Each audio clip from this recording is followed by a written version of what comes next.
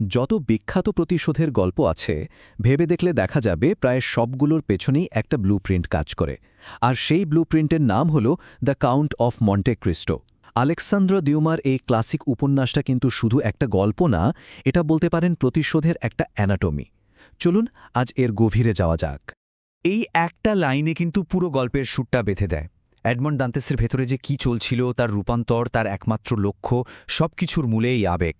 একজন সাধারণ ভালো মানুষ থেকে সে কিভাবে পুরোপুরি এক প্রতিশোধের মূর্তিতে পরিণত হলো, এই উক্তিটাই তার শুরু। আর ঠিক এখানেই উপন্যাসটা আমাদের একটা বড় প্রশ্নের সামনে দাঁড় করিয়ে দেয়। মানে এই যে বিশ্লেষণ, এটা আমাদের শুধু বাহ কি দারুণ প্রতিশোধ এই ভাবনার বাইরে নিয়ে যাবে, আমাদের ভাবতে বাধ্য করবে যে বিচার আর প্রতিশোধের মধ্যেকার যে সূক্ষ্ম লাইনটা সেটা আসলে কোথায়। আচ্ছা, তাহলে গল্পের একদম শুরুতে ফেরা যাক, যেখানে আমাদের মূল চরিত্র এডমন্ড দান্তেসের পুরনো পরিচয়টা পুরোপুরি ধ্বংস করে দেওয়া হয়। মানে ওই মানুষটার মৃত্যু কিভাবে হলো সেটা না বুঝলে পরের ঘটনাগুলো ঠিক মেলানো যাবে না। দান্তেসের জীবনটা কিন্তু ধ্বংস করেছিল তিনজন মানুষ, আর তাদের উদ্দেশ্যগুলো সেগুলো ছিল খুব সাধারণ, আমাদের সবার মধ্যেই থাকা কিছু দোষ। যেমন ধরুন ঈর্ষা, লোভ আর নিজেকে বাঁচানোর চেষ্টা। তার সহকর্মী ডগলার, সে হিংসা করত দান্তেসের প্রমোশন নিয়ে। ফার্নান্দ মন্ডেগো, সে মার্সেডেসকে ভালোবাসত যাকে দান্তেস ভালোবাসত। আর বিচারক ডেভিলফোর্ট, সে তো নিজের কেরিয়ার বাঁচানোর জন্য দান্তেসের নির্দোষ হওয়ার প্রমাণটাই গায়েব করে দিল। আর এই একটা বিশ্বাসঘাতকতার ফল কি হল? দান্তেসের যে পরিবর্তনটা ঘটল তা এক কথায় অবিশ্বাস্য। একজন সাদাসিধে ১৯ বছরের নাবিক, যে কিনা সবাইকে বিশ্বাস করত, সে হয়ে উঠল এক জ্ঞানী, ধূর্ত আর ভয়ঙ্কর এক প্রতিশোধের কারিগর, যাকে পরে সবাই চিনেছে কাউন্ট অফ মন্টে ক্রিস্টো নামে। তার পুরনো আমিটার আর কিছুই বাকি ছিল না। কিন্তু এই যে এত বড় পরিবর্তন, এর পেছনে ছিল ১৪টা বছর। শ্যাতুদৈফ কারাগারে কাটানো ১৪টা লম্বা যন্ত্রণার বছর। এই সময়টাই তার ভেতরটা আমূল বদলে দেয়। শ্যাতুদ্বীপ, এটা কিন্তু কোনো সাধারণ জেলখানা ছিল না।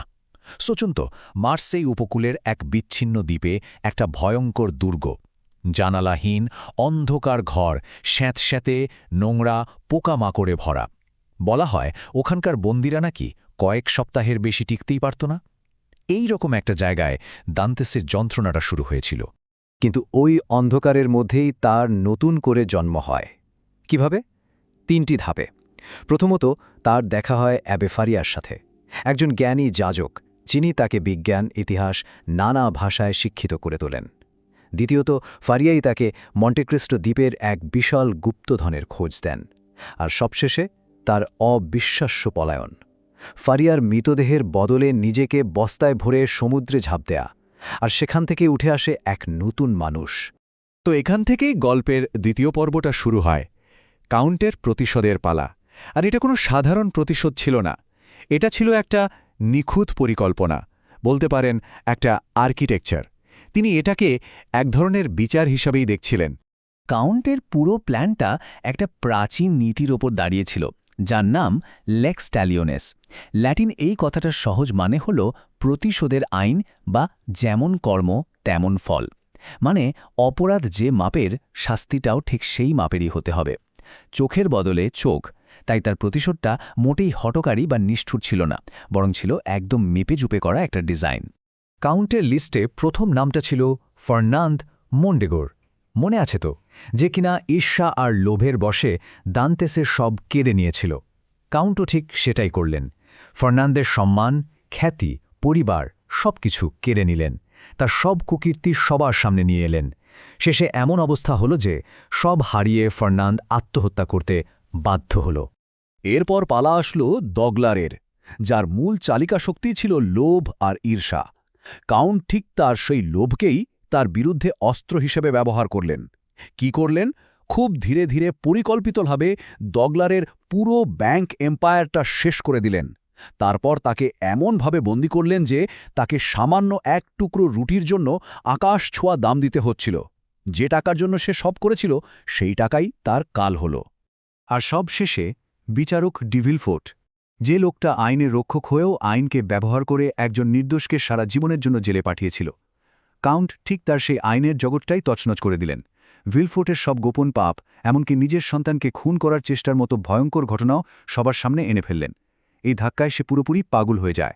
কিন্তু এই যে ঈশ্বরের মতো করে বিচার করা, এর জন্য কাউন্টকেও একটা বিরাট মূল্য চোকাতে হয়েছে।